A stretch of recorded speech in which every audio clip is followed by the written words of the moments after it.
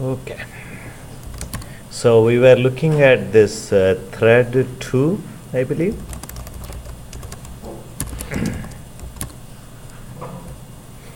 The first one was kind of sleeping.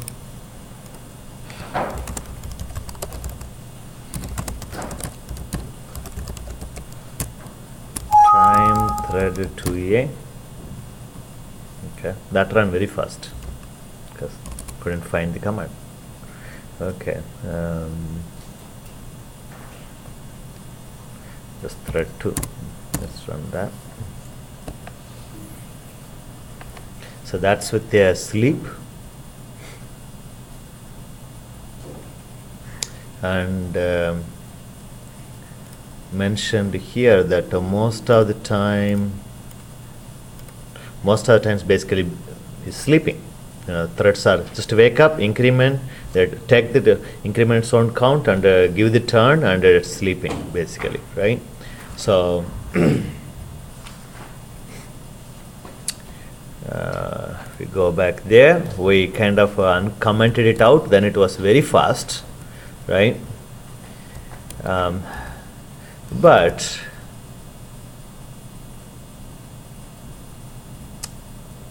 potentially the program was keep on checking, right? So 2 threads, when you don't have sleep, let me go ahead comment out sleep.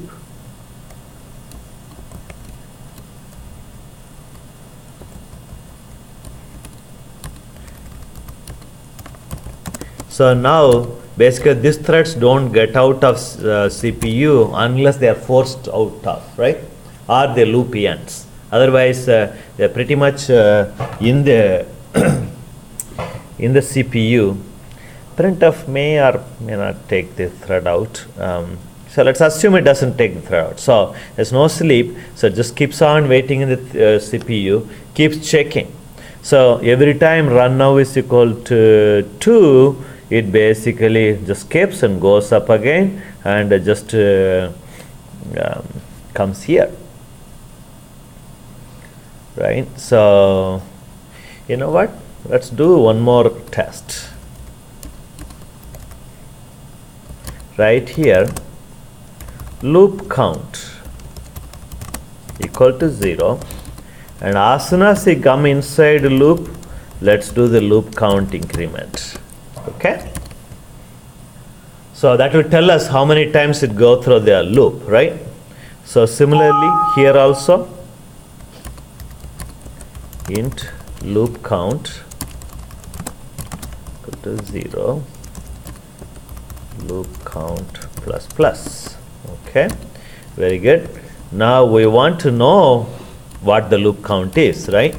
So I guess this is all C.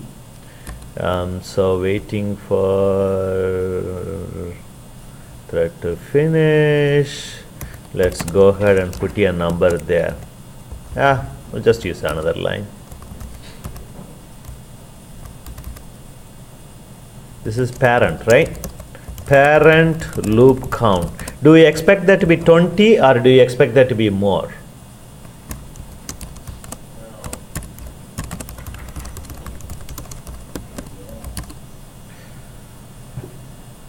More? Parent loop count, and finally when this thread is done, right? So that's I don't know if you want to call it child, but it's a new thread at least, right? So really it's not parent child, even though you can consider, okay, we can consider it like a child thread, I guess. Okay, let's see, make ready, thread 2, let's lot more. Lot more.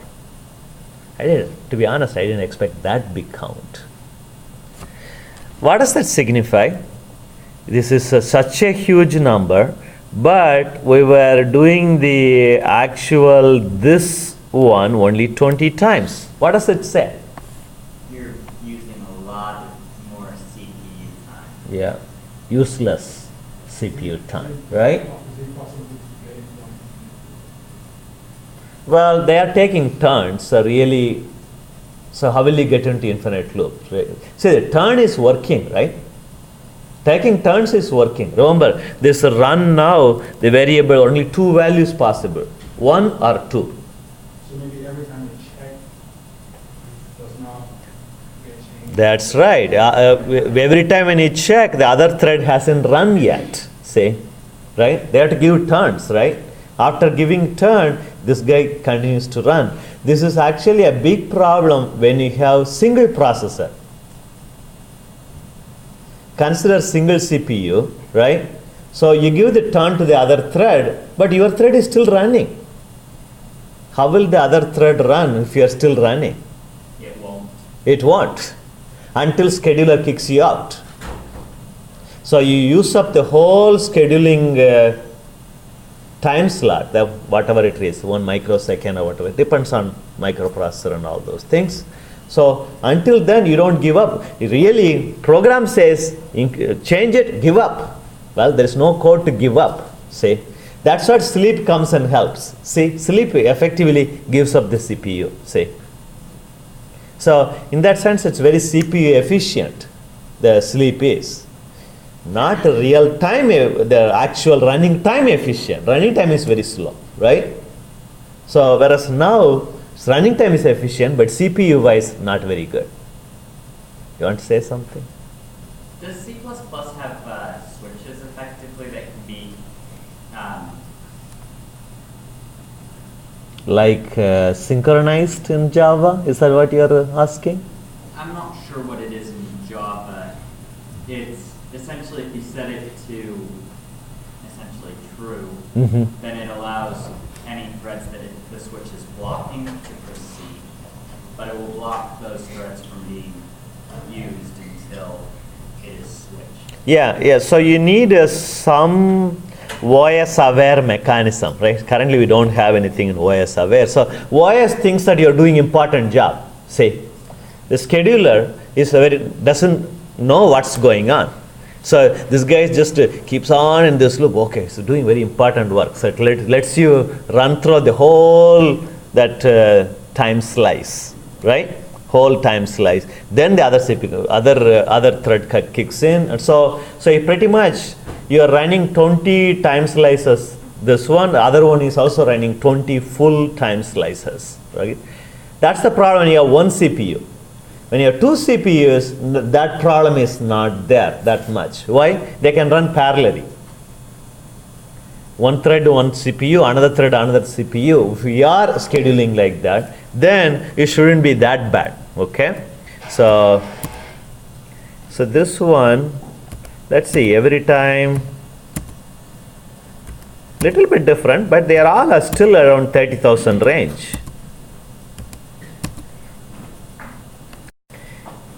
You can spend a lot of time in this. You can see, right? So here, what can you do? Let's go ahead and print something. Right here, how about we print the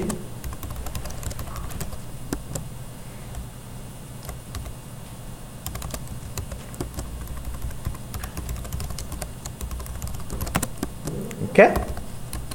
So now here also we go ahead and print. This is probably print count 2. So let's see the distribution, right? When the if statement really kicks in.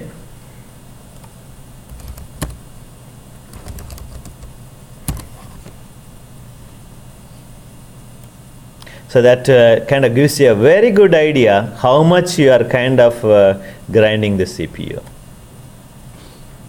See, that's the first one. You just get in right away.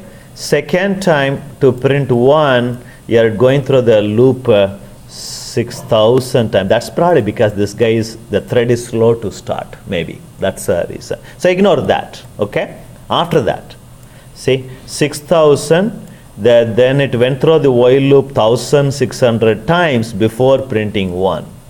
Again, another 1,200, 1,500, less than 1,000. Of course, it need not be perfectly same, of course, right? So you're looking around 1,000 times, looks like, right? It almost looks like one time slice to me. That means probably threads are not really going parallel, maybe. Okay. So I don't want to spend any more time on this. But the thing is, you guys understand, is potentially you're wasting a lot of time, right? The time slices wise, there's a lot of empty times. Basically, you're supposed to be waiting. Instead, you're doing a busy waiting. It's called busy waiting. There's in the CPU, keep on checking for your turn. That's a busy waiting. That's not very useful, right? So that's where the semaphores come in. So semaphores, what they do is that when you're waiting, you can give up. Okay. Let's see what this thread 2 other programs are.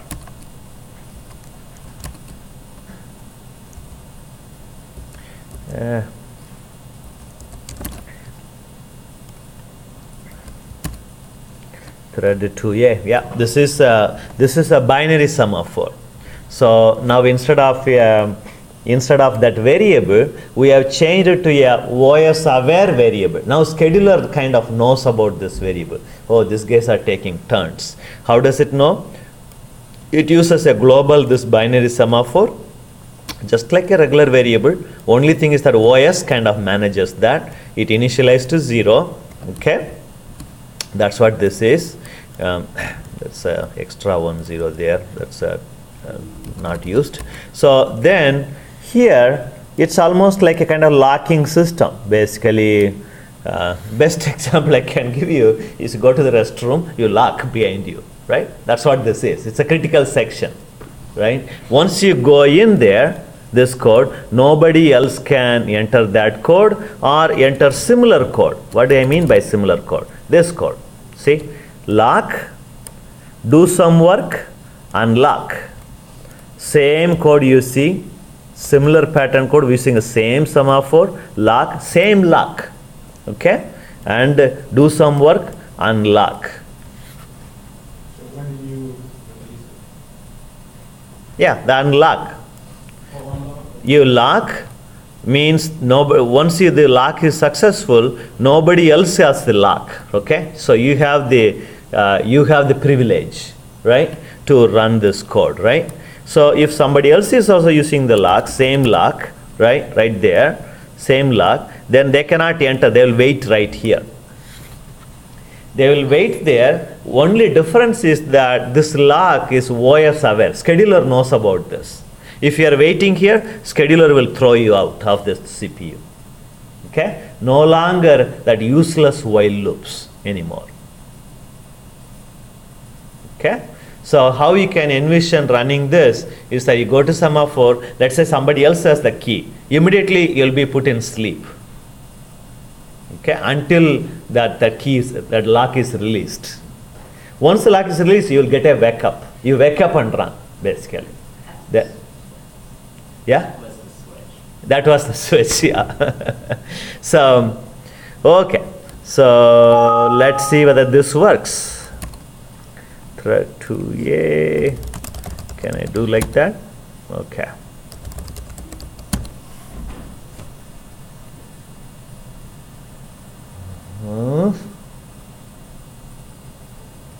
Not sure that worked. So, let's see this print, whether it's to do with the print or what was that. Sometimes print may not, buffer may not clear. Okay, so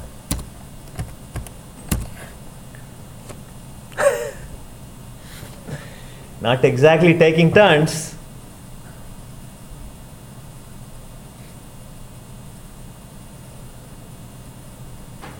See, the thread 2 got the key, got the locked, right? It locked, and it printed 2 and unlocked it. Then it went up and got the key again, lock again before the other guy did it. Say, yeah. So, but in the meantime, the other guy comes and waits. Then the other guy will get, right? So, but if the other guy doesn't reach that stage, then you just keep getting and keep. So that's a good attempt, but it doesn't work. Them to do it by using two different locks for release the other lock. Yeah, so let's see one more thing. I want to check one more thing. So that's okay. So let's look at just a few logistics here. Initial value was 0. Okay, initial value is basically locked state. Okay, so then this is directly going to wait, which means it will wait, and the unlock is here. So somebody has to unlock first, right? So this guy is unlocking, and as soon as he unlocks, he just goes through this code. I'm actually a bit surprised that that was not ready, but so this guy was able to run that much, and then other one came in. So see, this thread, if it was already waiting here, it would have gotten it. So it was not waiting here. So when it creates a thread, see, remember, you don't control the thread, so scheduler will schedule any fashion it wants, so you cannot assume that as soon as you create thread, oh, you'll be waiting here. You cannot assume that. It will proceed in its own fashion, right? Whenever the OS schedules it. So since we cannot assume, that's the result of its own the scheduling mechanism. Every time when you run, it may be different. See, right there, 2, 2, then it became 1, 1. See? I think that's what's happening there is that after it releases or something, it scheduler probably throws out the thread before even it reaches the sem wait. So because of that, the other guy is able to go in several times. Okay, so let's see the next version. 2 semaphores. So what happens if you just tell it to wait for 0, to sleep for 0? Sleep for 0. So you think that it will just go in, sleep, and wake up and come back? Is that what you're thinking? I'm just Very small. What that would do, You can. I wonder if that would push it out of the CPU. CPU until whenever it decided to resume it. Well, that's a good exercise. You can try it out, take the thread too, and do that. In the interest of time, I'm really worried about the time, so I will not do that. So we know that one lock didn't work very well, right? Because again, the same physical example, you can lock and use it and get out. Nobody's there. Again, lock again. It can go back in. So somebody has to be waiting. There's no way to enforce that person is waiting, right? So here, what you're going to do is explicitly have 2 locks. 2 locks. So one lock is open, right? So then you go in. When you release,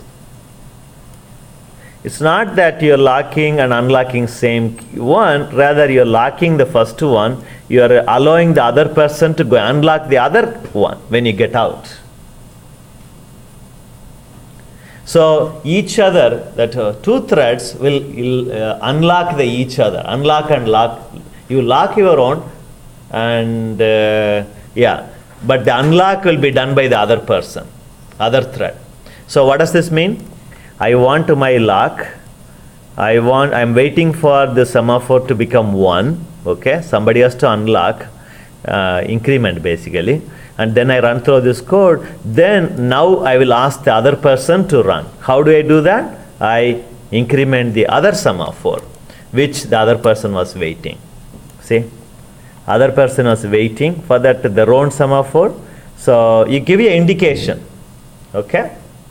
It's kind of like in restaurant, let's say you have inside the chef is cooking, outside the person is taking. So you are passing the notes in, food keeps coming out, right? So it's like a food there, it wakes you up in a sense. Food on the bar, it wakes you up. Maybe it's rings a bell or something. Wake up, take the food, right? If you have a note, you put the note there, let's say. Then you ring the bell, other person wake up and take that. So that ensures that you are really taking turns.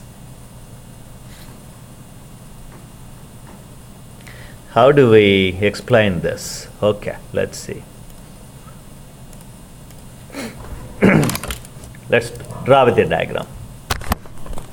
You have a thread 1, thread 2, initially your own value, the lock values are 0 and 1. 1 means you're okay to go in. 0 means you cannot go in, right? You wait, right? So you run the code, thread 2 runs the code. First of all, thread 2 locks. As soon as it locks, what do I mean by lock?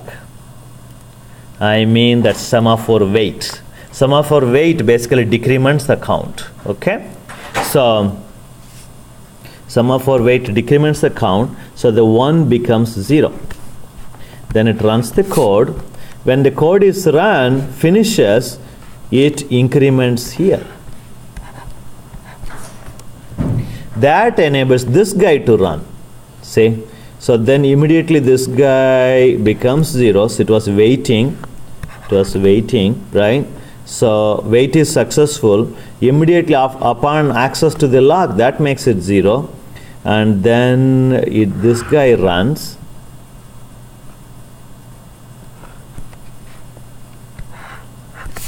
Once it finishes, it increments this semaphore. So what did we call this? Semaphore 1, semaphore 2. So this increments to 1 from 0 to 1, right? So 0 to 1 increment. So you enable the other person to run, okay? So then again, this guy runs. When it is done, it increments the other one. You pass on the key in a sense. You have the key and you pass on the key to the other thread.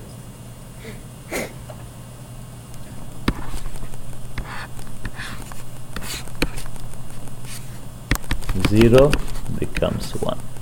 That's what a multi-threaded becomes complicated, you know. This is just an indication, you know.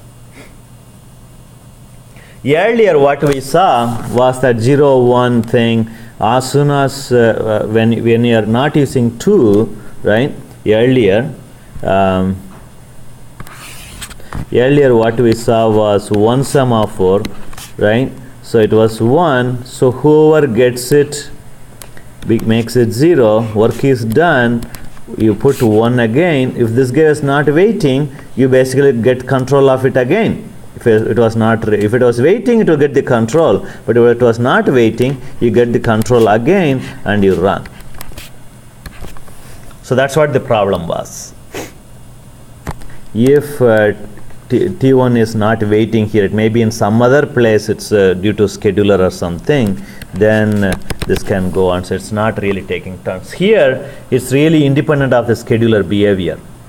The scheduler doesn't put in particular thread, well, nothing will work, nothing will run, you know, so there'll be a gap in running. That's okay. As long as they take turns, we are okay.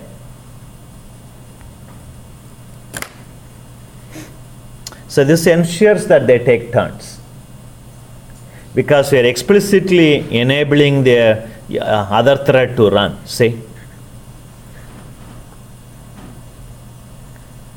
So suppose you have three threads, Mm-hmm. you like need 3 locks. Yeah, you will need 3 locks, yeah.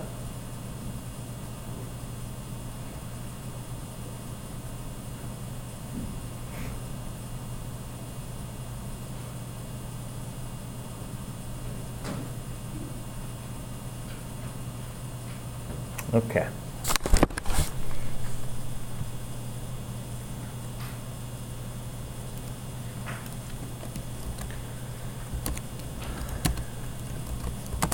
In the interest of time, I'm just directly going to go to this thread 8. There's few other things there. Semaphore post, semaphore wait is what we saw. Semaphore init, that initial value. Destroy, we don't do that general. There's a mutual exclusion, a little bit simpler one. Okay, I'm going to ignore that and ignore this one for now.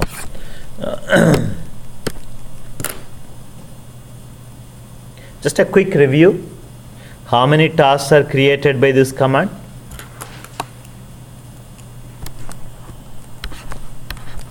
We'll go back to threads very soon. How many tasks?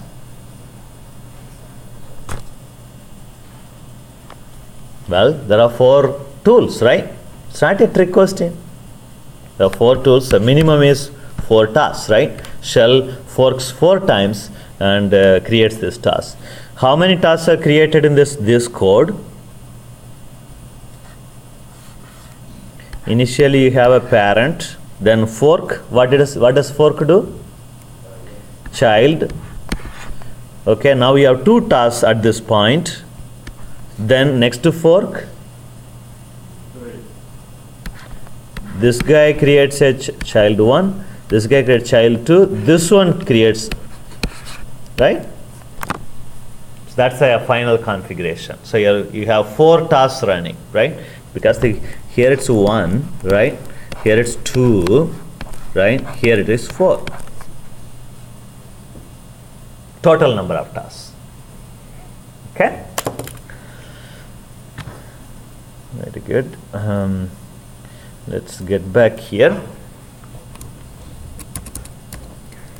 Now that we are experts in 2 threads, let's look at more threads. Lots of threads. We are creating kind of bunch of threads. How many threads? 6. 6 threads there. And all they are doing is come here and they are kind of sleeping for random time and they are saying bye. Okay, they are just at some number they are printing, sleeping for random time, and then they say bye. That's all each thread does. Okay, and what are we passing? We are passing in this loop variable. You are passing the address of that loop variable. Okay, so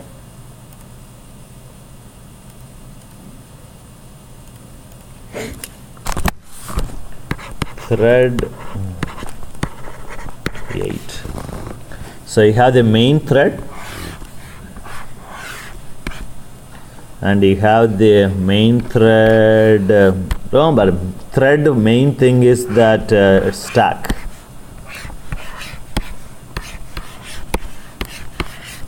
So it got the parameter as to the when creating the thread, the parameter is a pointer, right? Pointer to a variable in the main thread. What was it called? Loop count or something? Lots of threads. The name itself is lots of threads. Okay.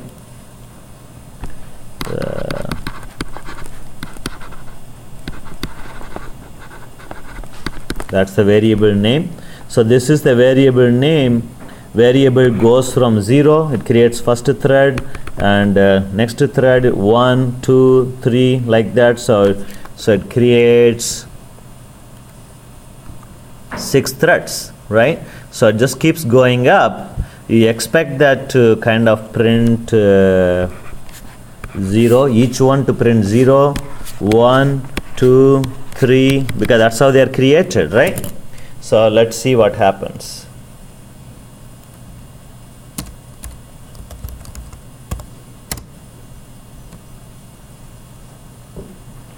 That worked perfectly.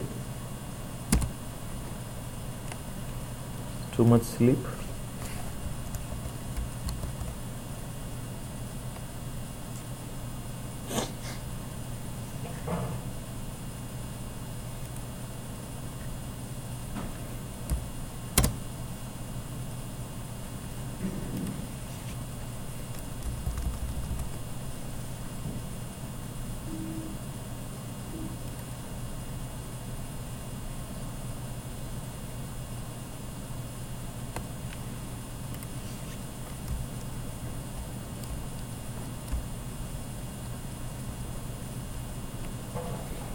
Okay, let's try once more. Oh, it's counting down. Okay.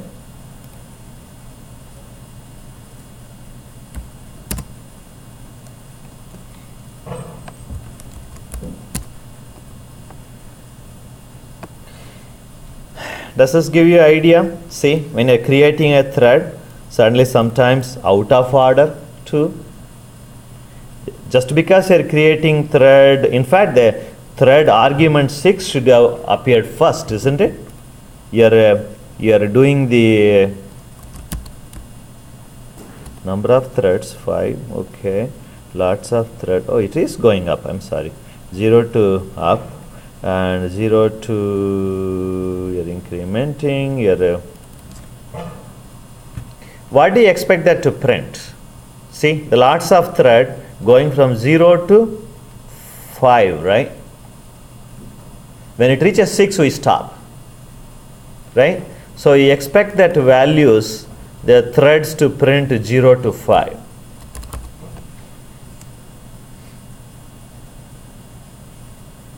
Yeah, this is a different thread. This is a different portion. This is just waiting for the threads to join, okay? So this is the creating the thread first here. So one thread will get a pointer to 0, another thread will get a pointer to the same variable, but we expect that value to be 1 and 2, 3, so on, right? But what do you get? You typically get 6. You never get 0.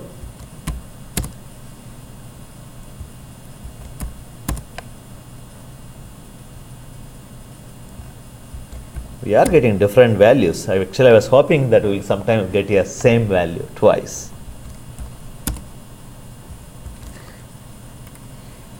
So how am I going to do that? Let me try something here. Sleep 1. As soon as the thread starts, sleep 1. Will that change the number?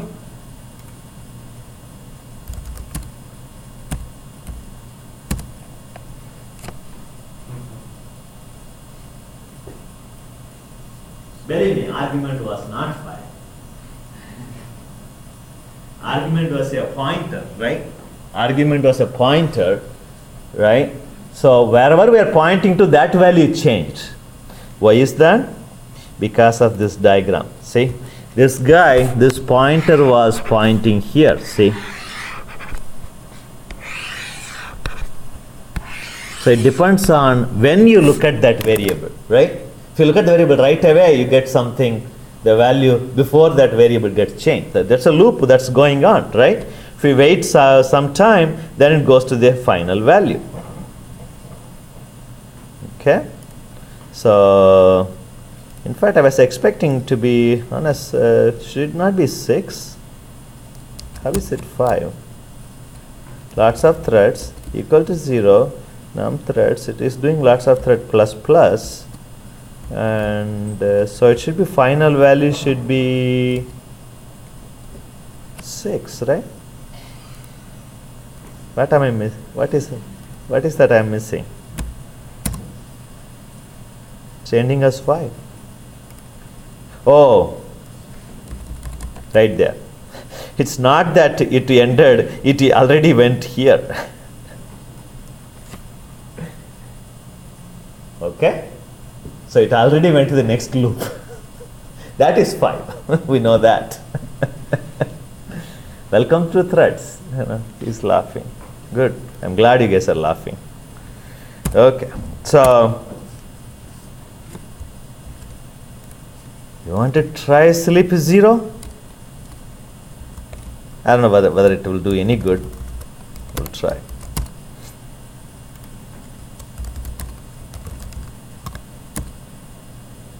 Didn't do anything. It didn't seem to throw it out, basically. I have seen at times it's the same value at times.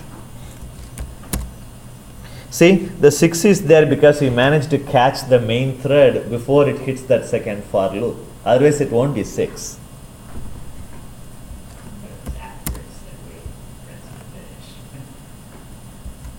Yeah, sometimes you cannot rely on that output, by the way, because it's a buffered output. Sometimes it may not appear right away.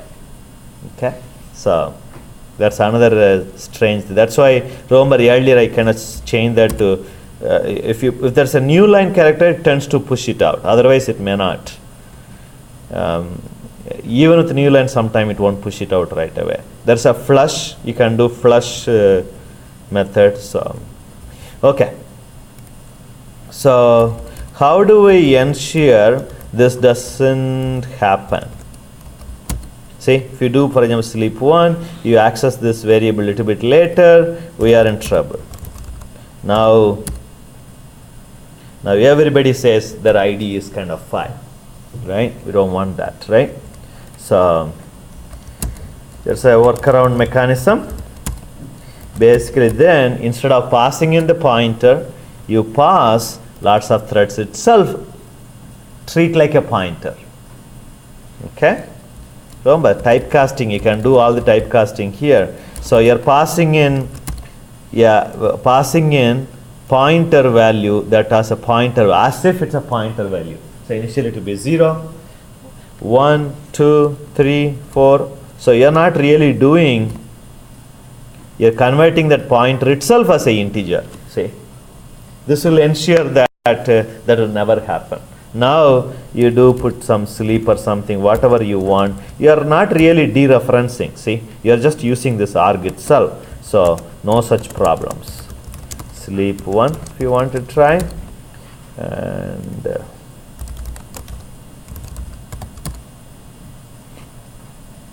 yeah, we don't care about warnings.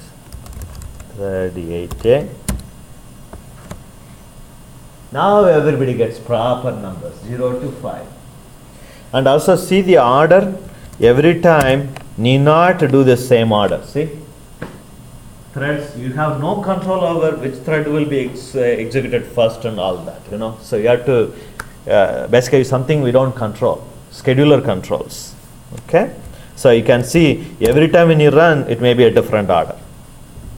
Okay, so welcome to debugging the thread-based programs. No? Well, when I was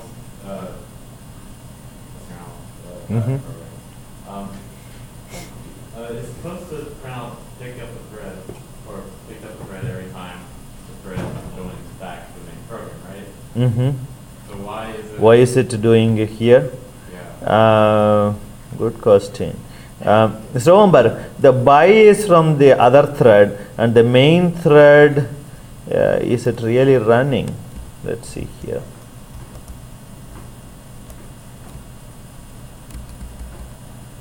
So the question is it really buffer, or is it really that it didn't really get to run until then?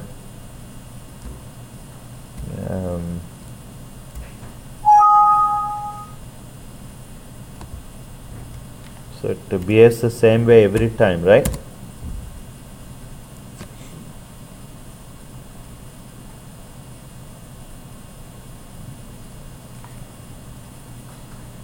Let's put some more time. There you go.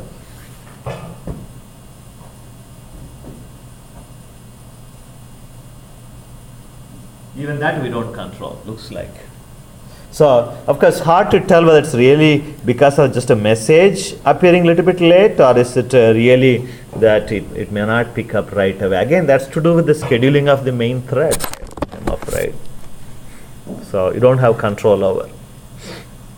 So, at least it does print now and then. So, okay. Okay. Yeah. Can we use Semaphores to control the sequence? That's exactly what we did in the other one, right? Thread 2A. Really, if you don't have any control, they will just run by themselves, right? At times, you want to really control, let's say. We want them to sequence. We kind of did sequence, basically, right? So, yeah. For example, let's say, okay, here is a very common scenario you may use, right? Let's say some common database structure or some complicated structure, you have 100 threads. You don't want the database structure to be messed around by 2 threads, say. You want only 1 thread, right? So you can have, as a guard, you can have 1 semaphore. Just 1 semaphore, okay? Because that semaphore controls access to that data. Right? So you can have something like what you do is that semaphore, that binary semaphore, sem wait. You initialize to 1, of course. Sem wait, that semaphore, whatever you have to do, and that's the code to update data structure. Linked list is a good example, notorious. If you try to two threads get in, linked list may become 2 linked lists. Update data structure in a crucial data structure. Okay, so then you do semaphore, what was that, waits signal. That's a lock, this is unlock basically. Okay, post, there are 2 terms. So some places you see some signal, sometimes you see some post, both are same.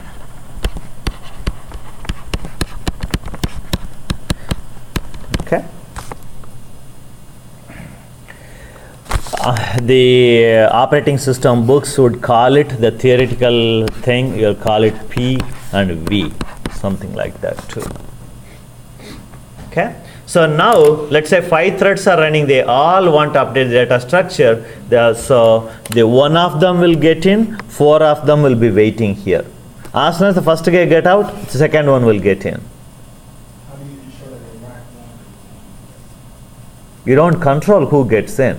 They are all in waiting basically. Everybody forms a queue. It's a OS aware queue because OS manages that queue. See. So OS point of view, each task, either it's sleeping or it's waiting to be scheduled or it's waiting on a semaphore. See. So OS, that's how it manages. So obviously it will schedule only the ones that are ready to be scheduled. The waiting on semaphore, they are not ready to be scheduled. See.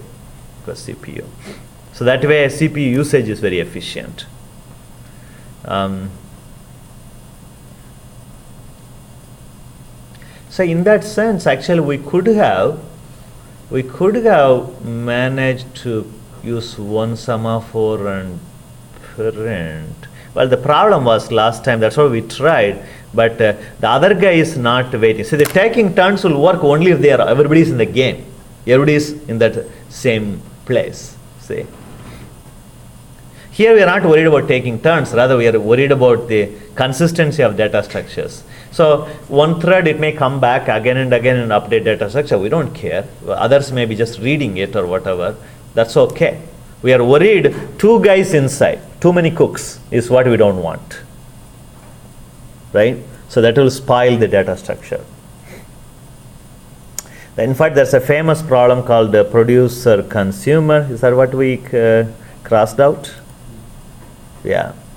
So where you want to allow many readers possible. Let's say everybody is looking up the data. Any number of readers can go in, but once one writer goes in, we don't want anybody else there, right? Because when writer is updating the data, you may read inconsistent data. See, so writer has to wait until everybody leaves. Then they update, then writer gets out, then others can come in. So basically, either there are only, so that's a more complicated version. You can allow only one writer or exclusively or n readers, any number of readers. That's what hopefully you will cover in the operating systems course. Okay.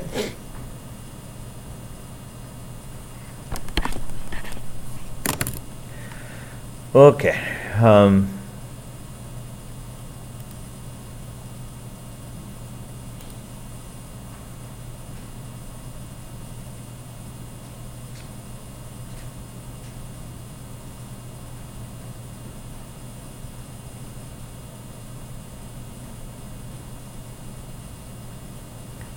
Okay.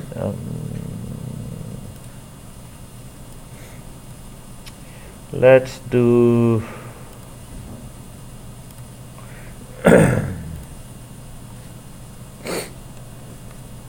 Let's look into this code. 2 threads, int total,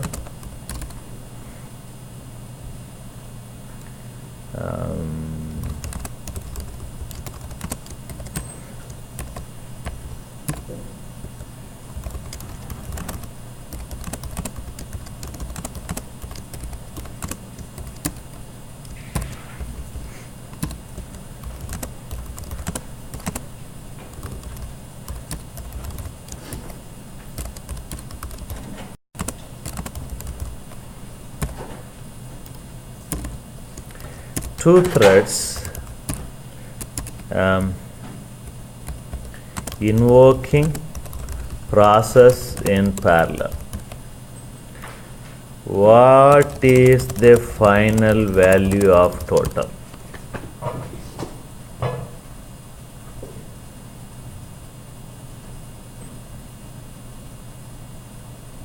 Total is a global variable. Okay? So whereas this is a local variable, so it is per thread. What's the obvious answer? What are we doing there? Very complicated way of incrementing. Copy the value locally, increment, then incremented value you are updating. Right? Copy the global value. If you want this to be local, let's call this global.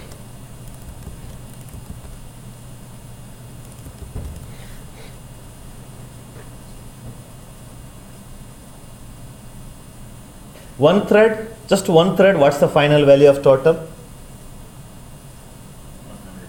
100. 100. Just 100, right? Just 100, right? So 2 threads, most of the time you will get 200. Most of the time. Okay? So that's the question. When you won't have 200, when can it be something different? What if those 2 threads run perfectly in parallel in 2 CPUs?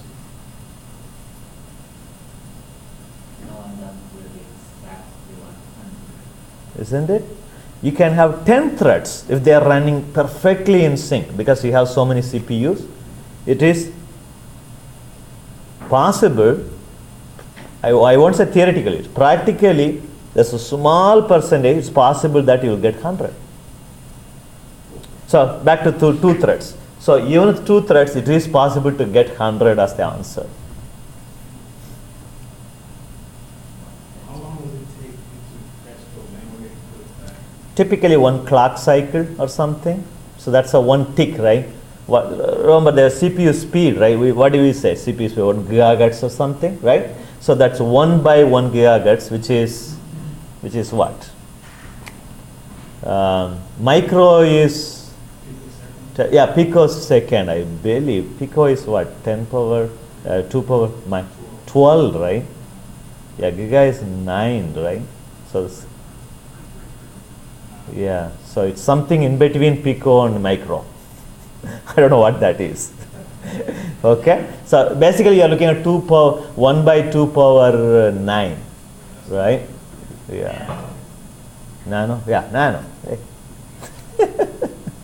Even covered the command nano. Okay, so, but that doesn't matter, right? Anytime says the only thing, one glitch when you try to run parallelly is that OS will ensure or processor will ensure that you cannot write to memory location parallelly in the same clock cycle. It will sequence that automatically. One CPU will be blocked, there will be a stop sign, So, but it will update in the next clock cycle. So practical purposes really doesn't matter. Okay? So almost they can run parallelly and you can get 100 as the answer. So let's say now and then they overwrite, now and then let's say they are not in sync. Then what will happen? It can be any value between 100 and 200. Right? Potentially you may get any value between 100 and 200. Okay. You may be even able to try this for really big numbers, not 100, like 100,000 or something. Then you may be able to see it actually. Okay. The main question is it possible to get below 100?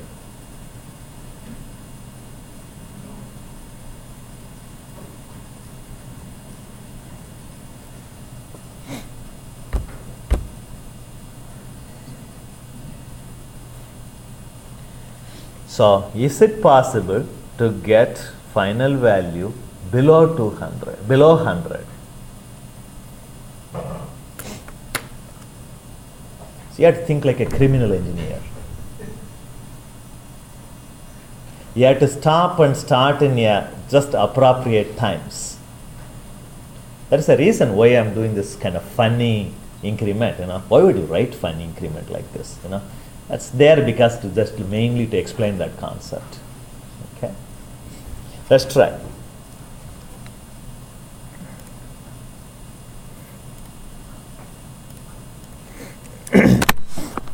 First of all, let me kind of copy this code so that way everything is in one place.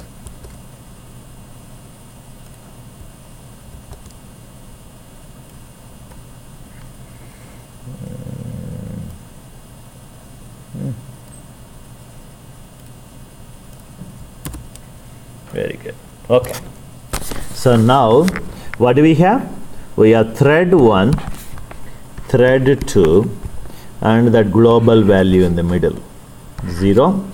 So we said that in sync 1 will get you to 100, right? So in sync 1, how does the picture look? You get it here, 0 to 1, you copy 1 back, 0 to 1, copy 1 back, almost together. So like this, you will get 100. Okay. So then next time, now the global value 0. Now let's try this. 0 got a 0 and became 1. But let's say this is not scheduled in. So now this guy runs forever, runs completely, finally writes 100, right? Now let's say this is not scheduled in.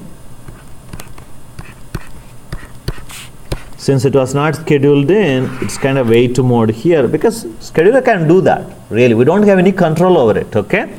Now, if this guy writes, what value is he writing?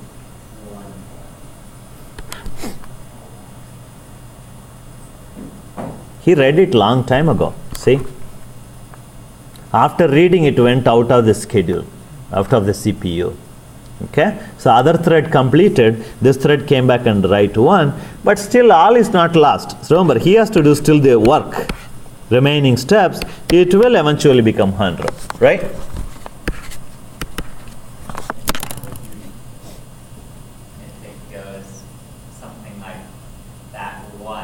And then shove it in somewhere right after T2 row.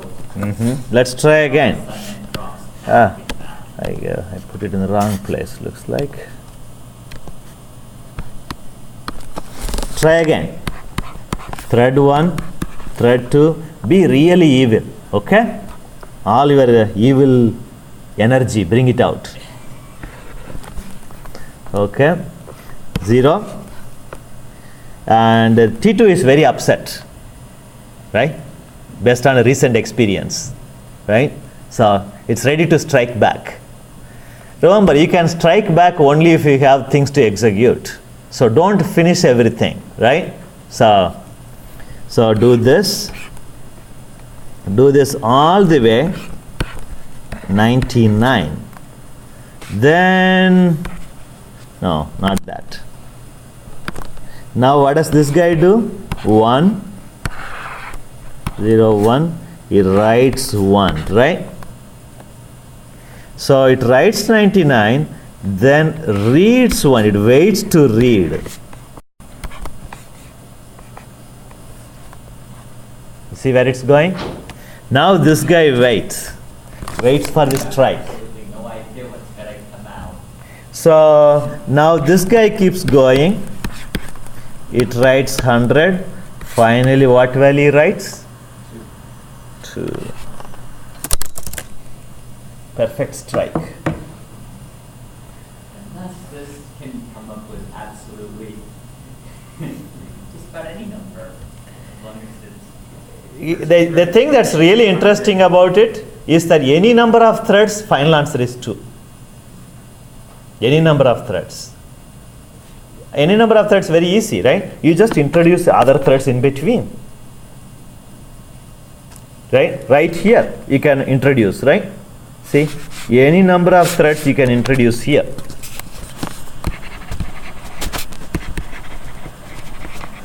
Thread 1 will wait simply for all other threads to complete. Then write 1.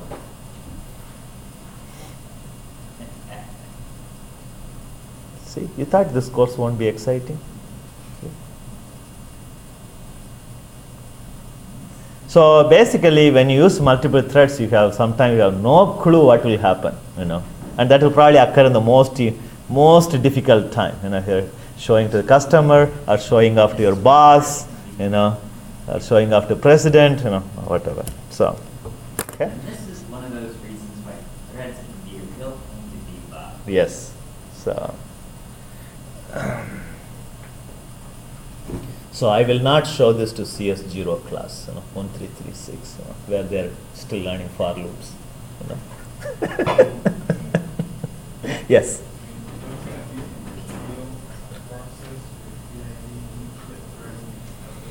Good question. Can we kill a thread?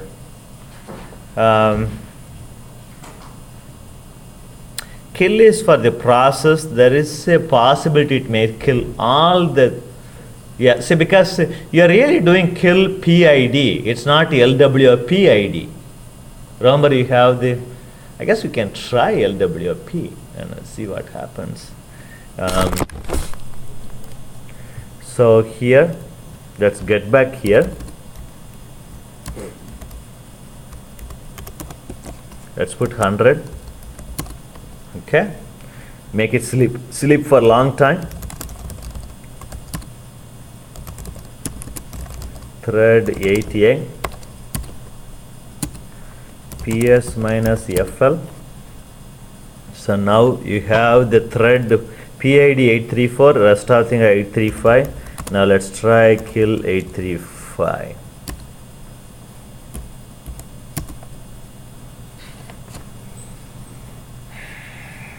Brings down the whole house.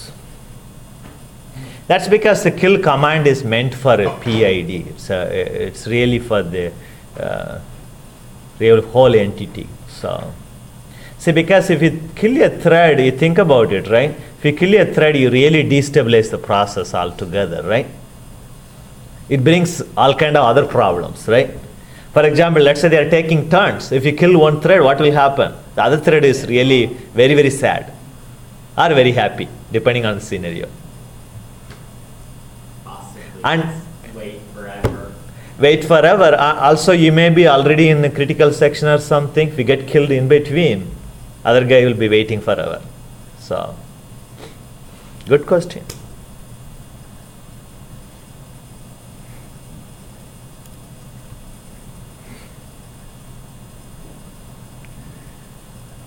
Okay.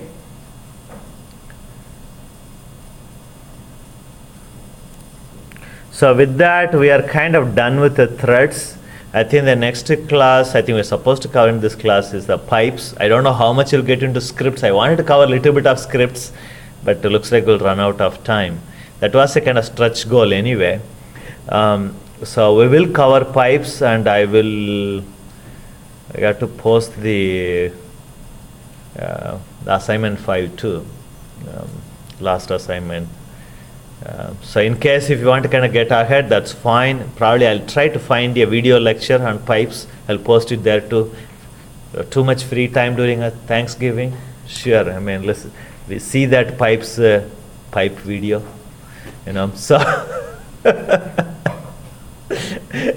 that video, and then you can maybe get started on assignment 5. Okay. Have a good Thanksgiving.